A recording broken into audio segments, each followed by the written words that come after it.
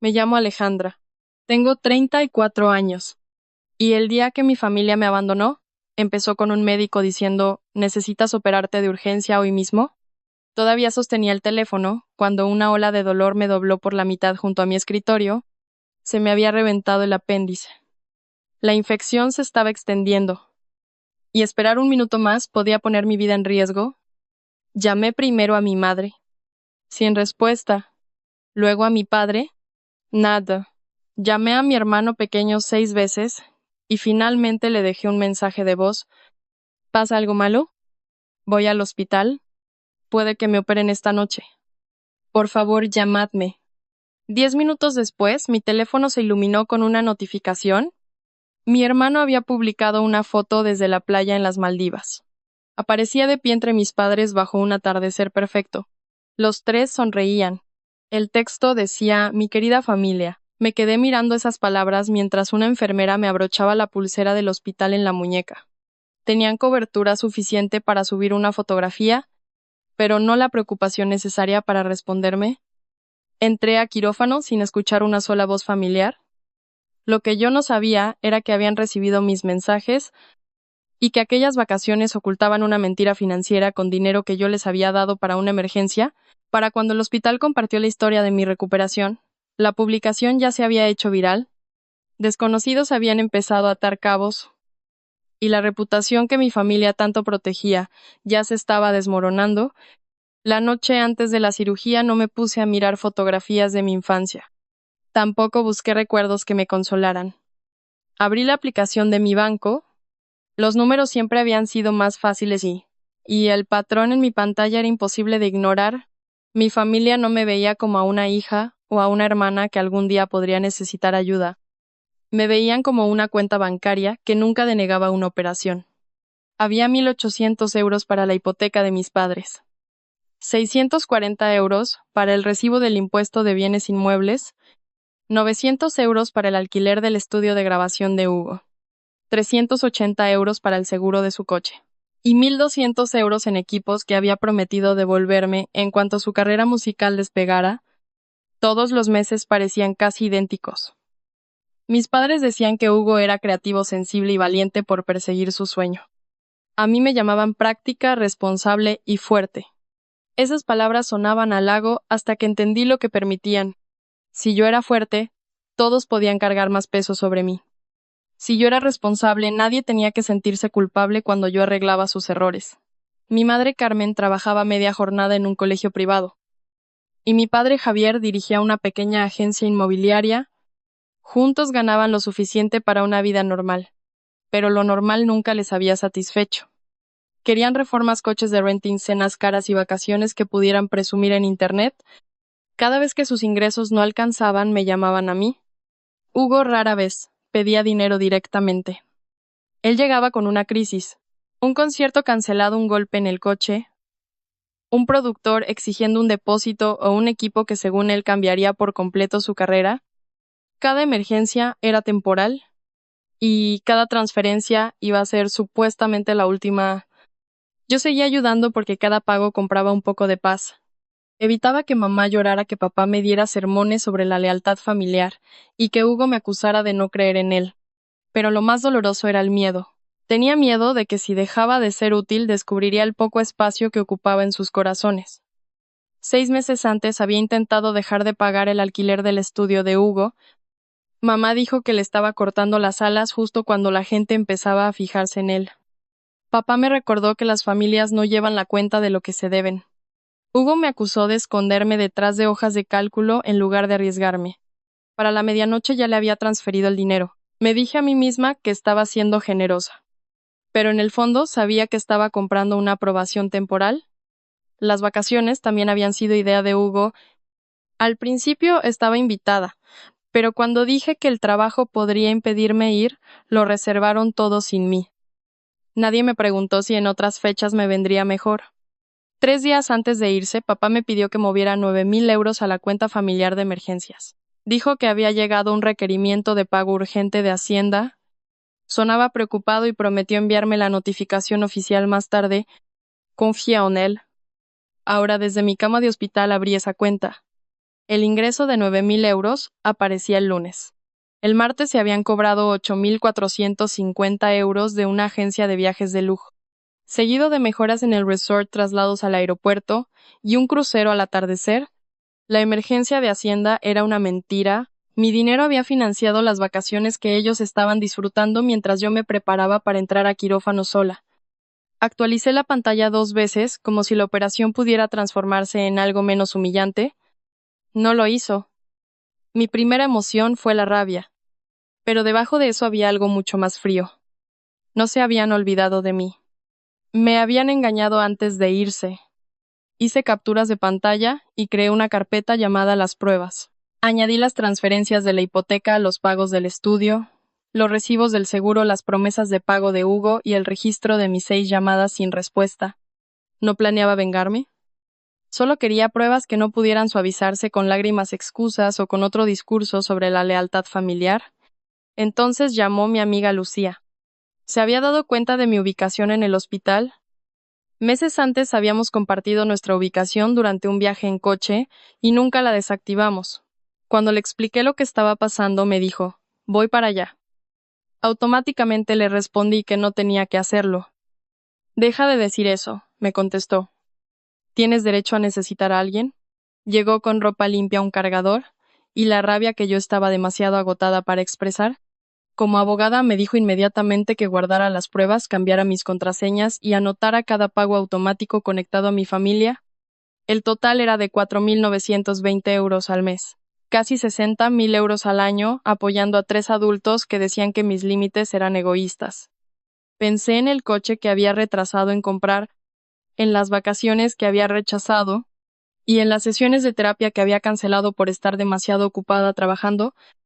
Lucía me ayudó a bloquear el acceso a la cuenta de emergencias y a subir todos los registros a un lugar seguro. Pase lo que pase mañana, dijo ella, no tienes que decidirlo todo esta noche. Tenía razón, pero algo ya había cambiado. La mujer que entró al hospital todavía esperaba que su familia llamara. La mujer que estudiaba esas pruebas había empezado a entender que su silencio podría ser por fin la respuesta. A las 6 de la mañana del día siguiente el dolor se extendió por mi abdomen en oleadas violentas, seguido de unos escalofríos que hacían que me castañetearan los dientes. Ya no podía fingir que esto era algo que pudiera controlar con concentración o disciplina. Una enfermera llamada Elena me tomó la temperatura, ajustó los antibióticos y me preguntó si había llegado mi contacto de emergencia. Miré la silla vacía junto a la cama. Mi amiga va a volver, dije. Ella miró los nombres escritos en mi ficha, pero no me hizo más preguntas. El doctor Mateo entró con el equipo quirúrgico y me mostró el escáner. Se me había reventado el apéndice y la infección se había extendido por parte del intestino. Empezarían por la laparoscopia, pero tal vez tendrían que hacer una incisión mayor o extirpar tejido dañado. Mi presión arterial era inestable, y retrasar la cirugía permitiría que la infección entrara en mi torrente sanguíneo. Él no me prometió que todo saldría bien, y agradecí su honestidad. Una falsa tranquilidad habría sonado demasiado a mi familia diciéndome que yo podía con todo. Firmé los consentimientos con la mano temblorosa. Mi firma apenas se parecía a la mía. Lucía llegó antes de que me bajaran a quirófano. Todavía llevaba la ropa del día anterior y traía la funda de las gafas que yo había olvidado en casa. Soy tu persona designada a menos que tengas alguna objeción, me dijo. No tuve ninguna. El anestesista preguntó si debían avisar a alguien más. Mi teléfono no mostraba llamadas ni de mamá, ni de papá, ni de Hugo.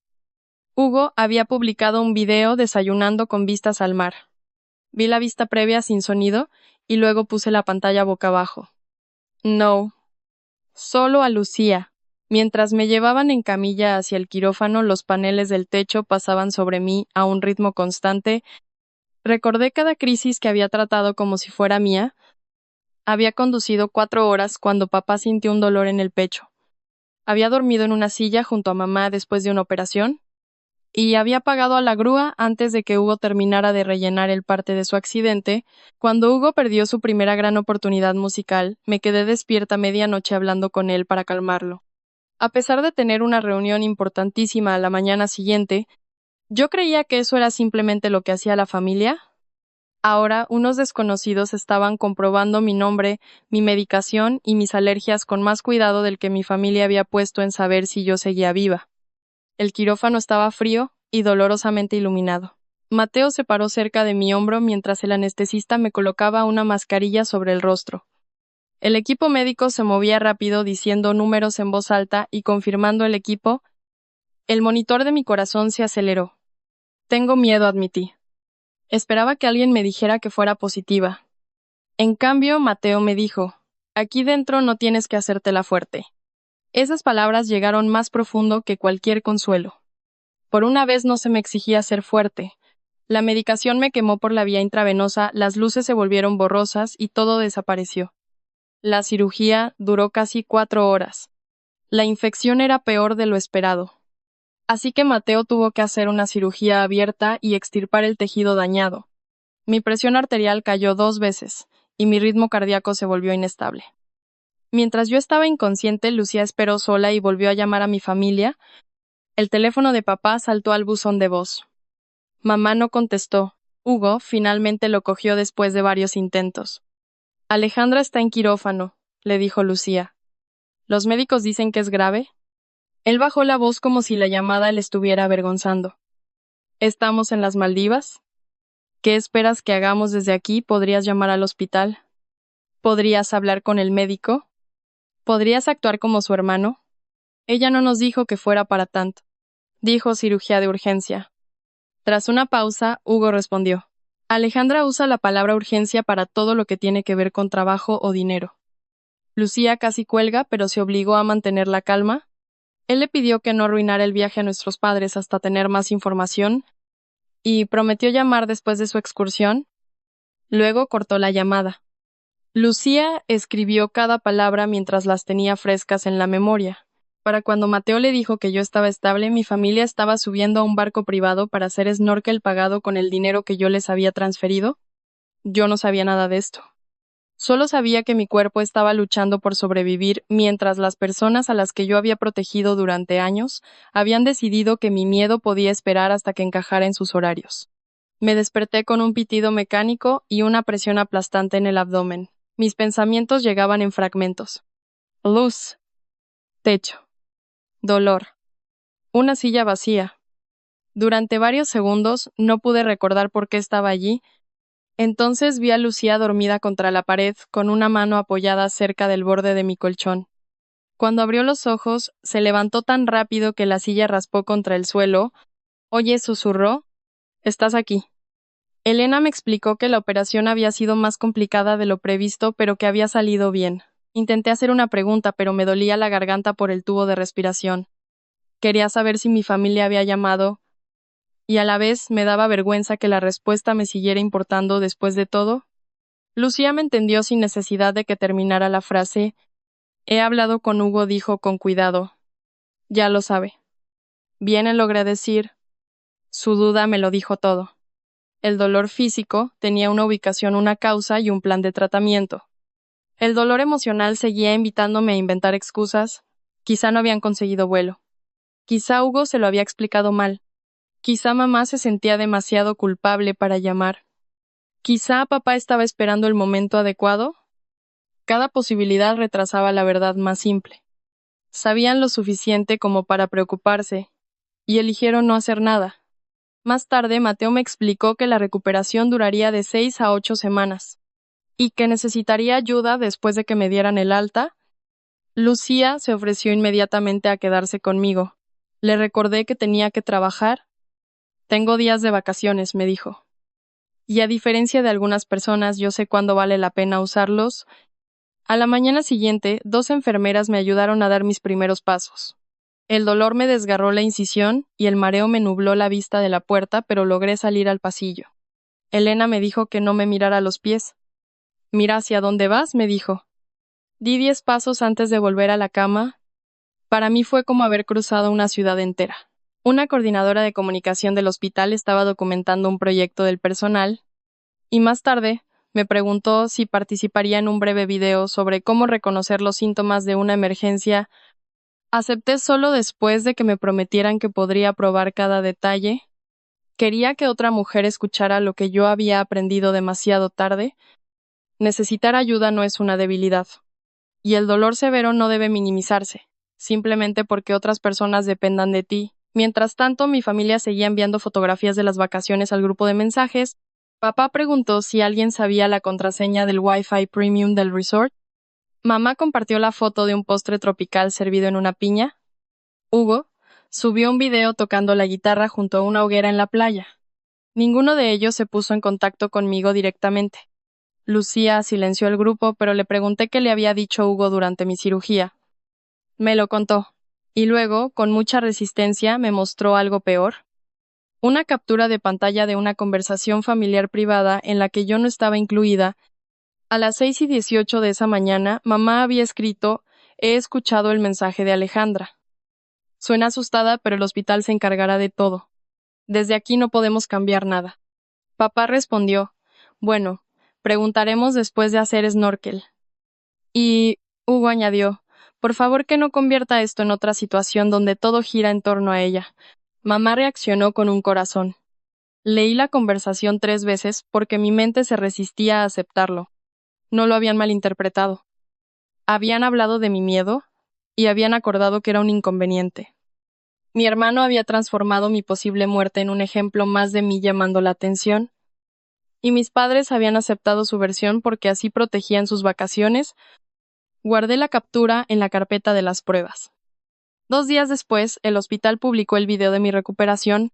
Me mostraba dando aquellos primeros pasos dolorosos, mientras mi voz en off decía: vine al hospital sola, después de que mis llamadas de emergencia no obtuvieran respuesta.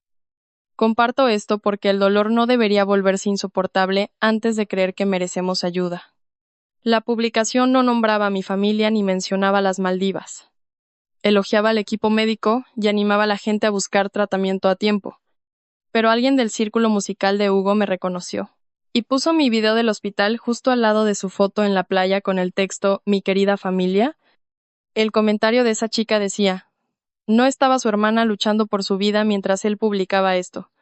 A la hora de comer, miles de personas se hacían la misma pregunta. Y las decisiones privadas de mi familia comenzaban a chocar contra la imagen pública que habían construido con tanto cuidado.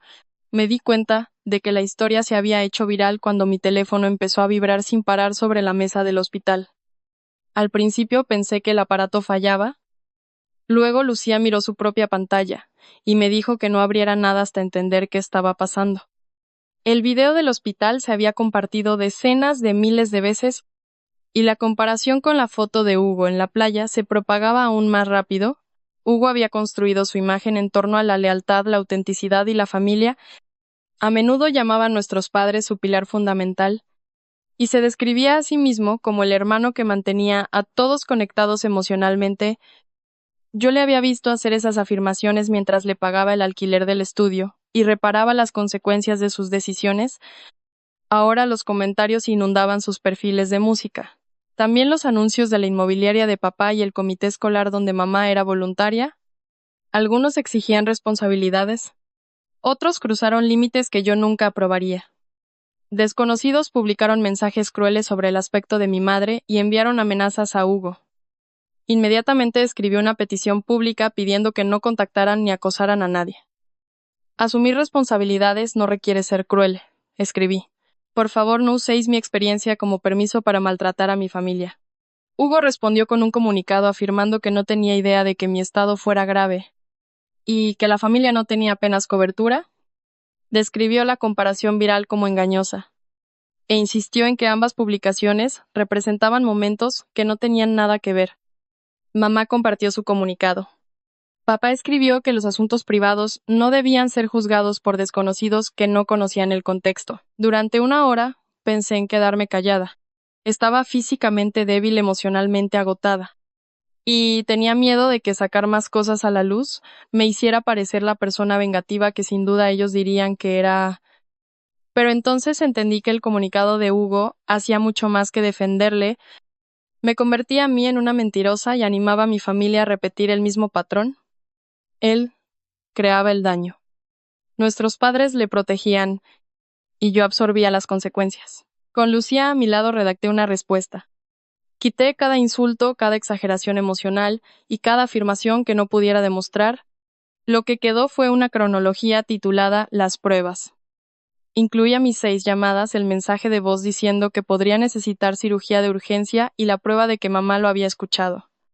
También los mensajes familiares acordando esperar a después del snorkel, la llamada de Lucía a Hugo durante la operación y el extracto de la cuenta de emergencias mostrando mi ingreso de 9.000 euros, seguido del cobro de 8.450 euros de las vacaciones.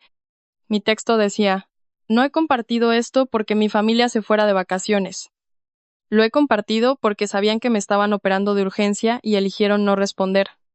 Usaron dinero que me dijeron que era para una emergencia, y luego afirmaron públicamente que no sabían nada. Estos registros no son una venganza. Son la razón por la que ya no aceptaré que se reescriba la historia de lo que pasó.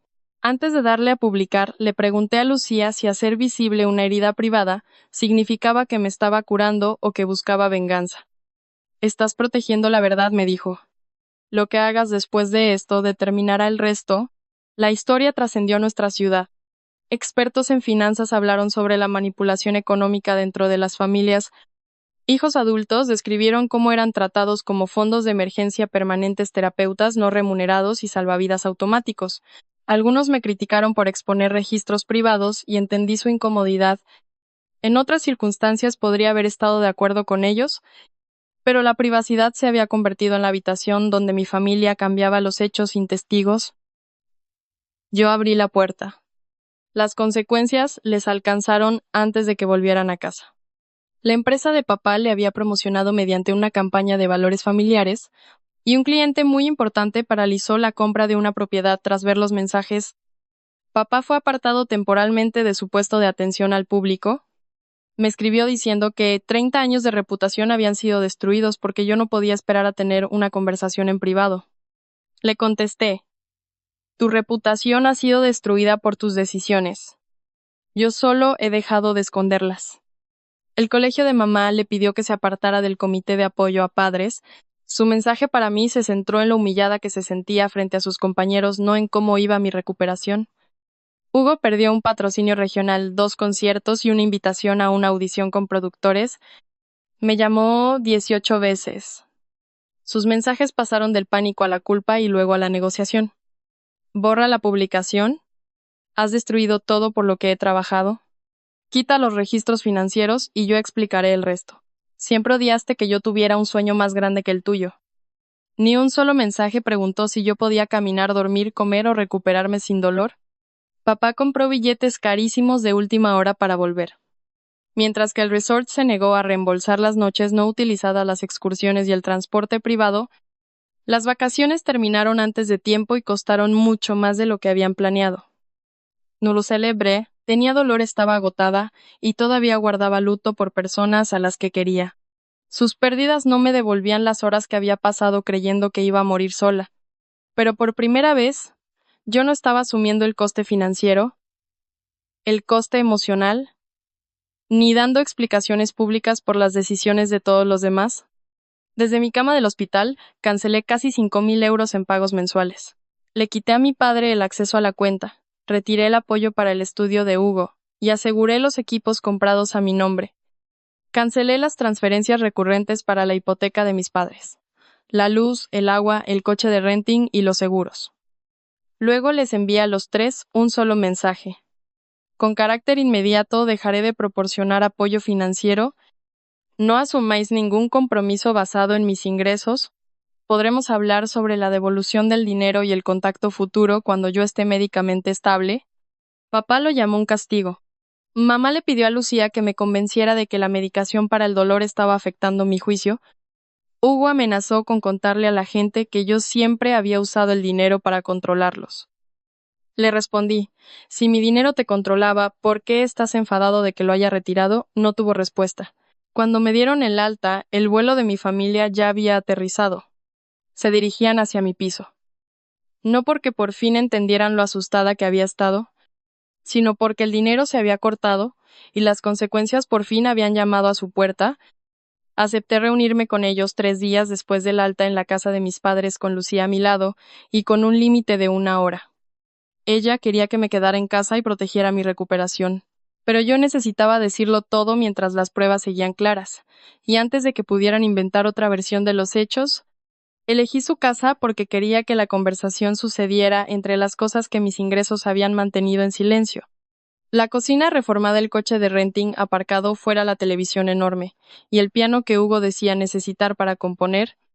Entré despacio sujetando un cojín médico contra mi incisión. Mamá se acercó a mí con los brazos abiertos, la cara ya empapada en lágrimas. Levanté la mano.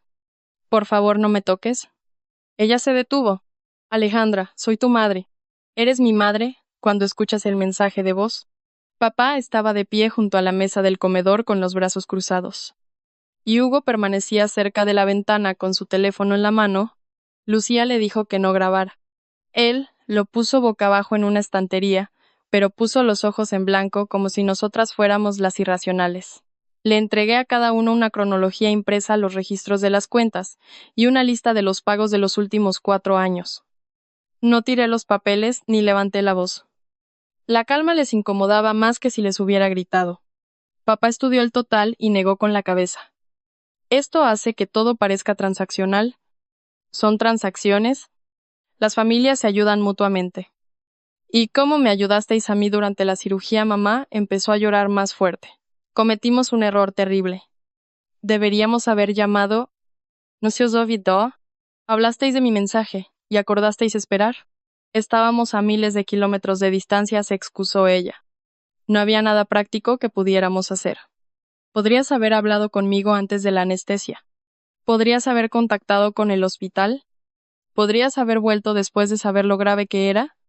Lucía hizo todo lo que vosotros decís que era imposible, y ella no era la persona a la que yo le pagaba las facturas. Papá finalmente dijo, creíamos que el hospital se encargaría. Tú siempre lo gestionas todo. Casi muero gestionando esto. El silencio se apoderó de la habitación. Hugo me acusó de hacer que todo girara en torno al dinero. El dinero es la prueba, le respondí. ¿Esperabais que tratara cada inconveniente en vuestras vidas como una emergencia, mientras vosotros tratabais mi emergencia como un inconveniente? Cuando exigí una explicación por el cargo de las vacaciones, mamá miró a Hugo. Su postura cambió de inmediato, sus hombros se tensaron y empezó a frotarse el pulgar por el borde del teléfono. Finalmente mamá admitió que Hugo les había dicho que yo había aprobado usar la cuenta de emergencias como un regalo porque no podía ir al viaje. Hugo lo confesó, aunque intentó quitarle importancia. Pensé que te parecería bien. Les dijiste que yo lo había aprobado. Planeaba devolverlo después de conseguir más conciertos. ¿Con el dinero que ya me estabas dando? Miró a papá en busca de apoyo. En cambio, papá admitió que se había preguntado si mis llamadas eran graves, pero sabía que contestar podría arruinar las vacaciones. Esa honestidad dolió más que cualquier otra excusa. Habían elegido el viaje porque creer que yo sobreviviría era lo más cómodo. Habían confiado en que el hospital me daría los cuidados que ellos no querían interrumpir sus planes para ofrecerme.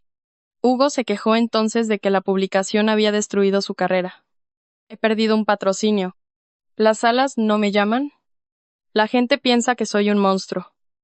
¿Qué pensaste tú que era yo cuando Lucía te dijo que estaba en quirófano? No entendía lo grave que era. ¿Entendiste lo suficiente como para pedirle a ella que no arruinara el viaje? Me acusó de guardarle siempre rencor y de querer que su sueño fracasara. Le dije que me resentía financiar una vida que él se negaba a sostener por sí mismo mientras se burlaba de la mía por ser ordinaria. Nadie te obligó, dijo él. La frase me golpeó porque una parte dolorosa era verdad. Nadie me había obligado físicamente. Mi miedo a perderlos había ayudado a mantener el patrón. Cada vez que me presionaban yo me rendía, porque rendirme me parecía más seguro que el rechazo. Tienes razón, le dije. Nadie me obligó. Por eso se acaba ahora. Puse delante de él un acuerdo de devolución de dinero que cubría el coste de las vacaciones, los pagos recientes del estudio que había prometido devolver y el equipo comprado a mi nombre. Podía devolver el equipo y pagar los fondos de las vacaciones en 18 meses, o quedarse con todo y devolver la cantidad total en 3 años. La cuota mensual estaba basada en un empleo normal, no en la carrera musical que siempre prometía que le salvaría. ¿Esperas que firme un contrato con mi propia hermana?, preguntó. Tú esperabas que tu hermana te financiara sin uno. Cuando se negó le dije que devolviera mis cosas antes del viernes o se enfrentaría a medidas legales. Mamá me miró horrorizada. ¿Llevarías a tu hermano a los tribunales? Le estoy dando una opción para evitarlo. Papá apoyó ambas manos en la mesa y preguntó qué tipo de disculpa me dejaría satisfecha para que la familia pudiera empezar a pasar página. No quiero una actuación, dije. Durante 6 meses no quiero contacto alguno excepto comunicación por escrito sobre las devoluciones o emergencias reales.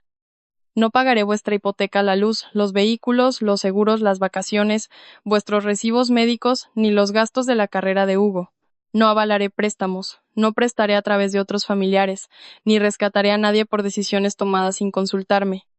Después de 6 meses, decidiré si es posible ir a terapia familiar. Esa decisión dependerá de los actos, no de las disculpas. Mamá preguntó por las navidades, los cumpleaños y qué le dirían a la gente. Diles que me estoy recuperando. Papá me advirtió que sin mi ayuda con la hipoteca, tal vez tendrían que vender el chalet. Tenéis ingresos y tenéis patrimonio. Reducid vuestros gastos. Esta es la casa de tu infancia. Una casa no es una relación familiar. Hugo se ofreció a firmar el acuerdo solo si yo borraba la publicación. Me negué porque su primera reacción había sido mentir públicamente, y borrar las pruebas le permitiría repetir esa mentira cuando la tensión se desvaneciera. Entonces, mamá dio la primera disculpa honesta del día. Escuché tu mensaje de voz. Sabía que estabas asustada. Quería una semana de paz y me dije a mí misma que llamar no cambiaría nada. Fui una egoísta. Elegí mi comodidad antes que ser tu madre cuando me necesitabas. Creí que lo decía en serio. Pero el arrepentimiento no borraba su decisión. No puedes cambiar la cirugía, le dije. ¿Puedes convertirte en alguien que nunca más vuelva a tomar esa decisión? Papá seguía a la defensiva. Dijo que me había vuelto fría, implacable y obsesionada con el dinero. Me acusó de olvidar que la familia significa sacrificio. El sacrificio se elige libremente, le contesté. Lo que tú esperabas de mí era una rendición permanente. Cuando me levanté para irme el dolor, me tiró con fuerza de la incisión. Lucía me estabilizó sin decir nada. Papá me advirtió. Si sales por esa puerta ahora, no esperes que todo siga esperándote cuando decidas volver. Miré alrededor de la casa que yo había ayudado a mantener. Durante años, esa amenaza me habría aterrorizado. Me habría imaginado navidades sin invitaciones y fotografías familiares donde mi ausencia no tendría explicación, pero entonces recordé la silla vacía en el hospital. Ya me habían demostrado qué era lo que me esperaba cuando yo los necesitaba. De eso se trata, dije. No estoy pidiendo que nada me espere. Fuera lloré antes de llegar al coche. Lucía se quedó a mi lado hasta que pude respirar sin temblar. La venganza no me había devuelto los años, no había borrado la cicatriz, ni los había puesto junto a mi cama del hospital. Simplemente había puesto fin al acuerdo en el que yo era la única persona obligada a pagar por ser parte de la familia. El primer mes de contacto cero fue más duro que el enfrentamiento. La rabia me había dado una estructura y un enemigo claro. El silencio le dio espacio al duelo para entrar. Me recuperé en casa de Lucía antes de volver a mi piso. Ella organizó mi medicación, me llevaba a las citas médicas, y ni una sola vez trató su ayuda como un favor que yo acabaría debiéndole. Mis amigos me traían comida. Mis compañeros de trabajo me enviaban tarjetas. Y un vecino al que apenas conocía me subía a la compra por las escaleras. Había tolerado el comportamiento de mi familia en parte, porque creía que nadie más se quedaría si yo dejaba de ser útil. La recuperación me demostró que mi mundo no estaba vacío. Simplemente había invertido casi todo mi ser en personas que consumían todo lo que yo ofrecía. Físicamente el progreso fue lento. Caminaba una manzana, luego 3, luego casi 1 kilómetro. La incisión sanó aunque quedó una cicatriz atravesando mi abdomen. ¿No la odiaba? Marcaba la semana en la que sobreviví tanto a una infección dentro de mi cuerpo como a un sistema de obligaciones que asfixiaba mi vida.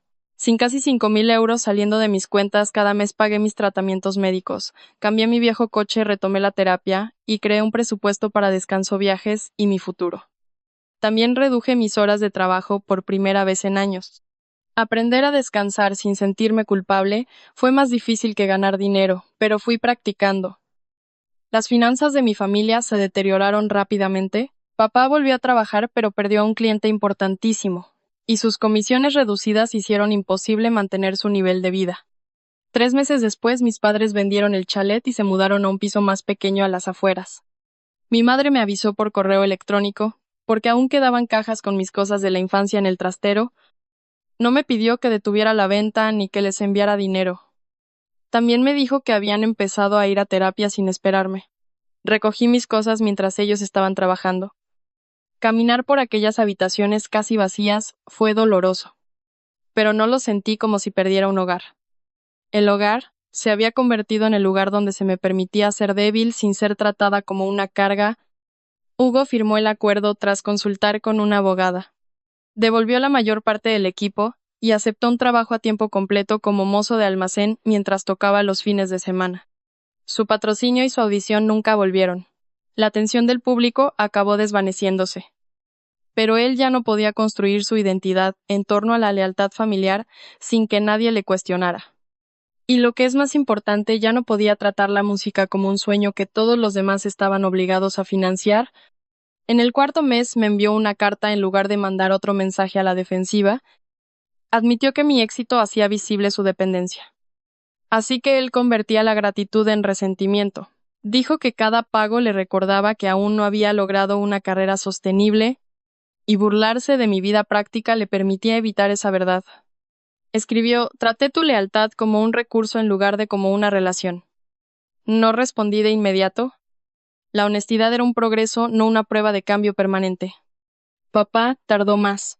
Durante la mayor parte de los 6 meses, sus mensajes trataban sobre logística y devoluciones.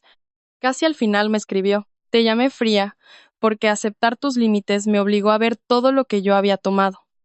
Me enfadaba que dejaras de serme útil antes de que yo aprendiera a ser útil para ti. Lo siento. Leí el mensaje varias veces, pero no respondí ese día.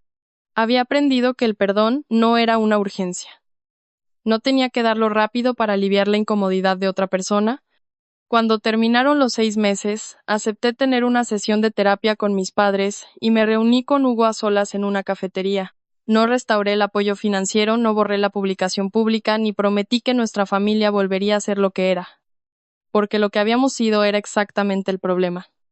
Mamá continuó con la terapia y empezó a ser voluntaria en un programa de transporte de hospitales. Papá se volvió menos a la defensiva, aunque algunas conversaciones seguían siendo difíciles. Hugo cumplió con todos los pagos del acuerdo, incluso en los meses en los que tenía menos conciertos. Sus acciones no borraban la silla vacía, pero demostraban que las consecuencias podían enseñar lo que el perdón constante no había logrado. El video del hospital siguió en internet, y me siguieron llegando mensajes de adultos que se habían convertido en los fondos de emergencia de sus familias, en los terapeutas no remunerados y en los salvadores permanentes. Algunos decían que habían cancelado transferencias automáticas, otros pidieron citas médicas que habían pospuesto, porque las necesidades de todos los demás siempre iban primero. Esos mensajes me importaban mucho más que los debates sobre si yo había expuesto demasiado o no. Casi un año después de la cirugía, Lucía y yo viajamos a las Maldivas. Dejé de protegerles del coste de sus decisiones. Ellos perdieron dinero, oportunidades, estatus, y la cómoda creencia de que yo siempre absorbería cada consecuencia. Yo perdí la ilusión de que sacrificarme lo suficiente podía garantizarme su amor. Hoy en día hablo con mis padres de vez en cuando, y Hugo y yo estamos construyendo algo mucho más pequeño pero más honesto. Ninguno de ellos tiene acceso a mis cuentas. Nadie recibe dinero por culpa. La confianza se gana a través de un comportamiento constante, y el perdón no restaura automáticamente el acceso. El cambio más importante no es que mi familia por fin entienda mi valor, es que yo ya no necesito su comprensión para protegerlo. Durante años creí que elegirme a mí misma significaba abandonarlos. La cirugía me enseñó lo contrario. Ellos ya me habían abandonado cuando más los necesitaba. Alejarme de aquel patrón fue la forma en la que por fin dejé de abandonarme a mí misma. Elegí protegerme primero. El perdón, si tiene que llegar, siempre debe seguir a la verdad. ¿Tú qué habrías elegido? Gracias por ver y apoyar nuestras historias. Esta es una historia de ficción creada únicamente para el entretenimiento, la educación y la reflexión. Te recordamos que puedes ser una buena persona, y aún así, decidir marcharte. La bondad no requiere que te quedes en lugares donde tus sentimientos, tus esfuerzos y tu lealtad son tratados como si no valieran nada.